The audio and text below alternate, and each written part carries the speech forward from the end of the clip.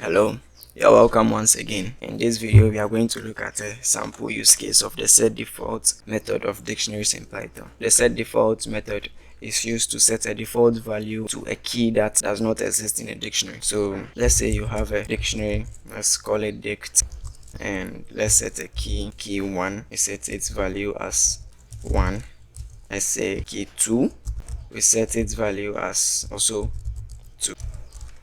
Now, to check for the existence of key 1, let's print out key 1 in this. So as you can see, the output is true. Let's try to check for the existence of a key that does not exist. Let's say key 3. So you can see the output is false. In order to set a default value to a key that we search for, we try to access a key that does not exist in the dictionary. Let's say key 3. Let's set the value territory. So let's try to check if our dictionary now contains a key and value per key 3, the value 3. Let's print out our dictionary. Our dictionary now contains key 3 with the value 3. Let's look at a different example. So in this example, we are going to count the number of times a character appears in a sentence. So we are going to use the setDefault method to help us achieve that. So let's say we have a variable called sentence. Say this is just a sentence. So let's say we have a empty dict where we are going to store our key value pairs.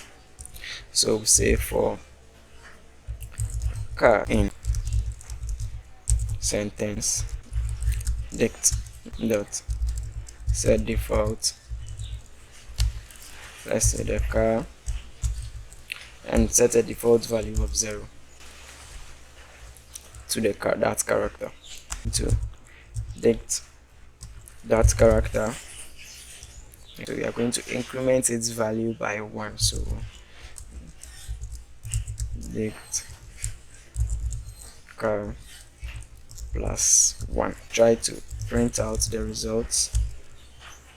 Let's print out dict. So I'll print out our dictionary. Let's run it to see.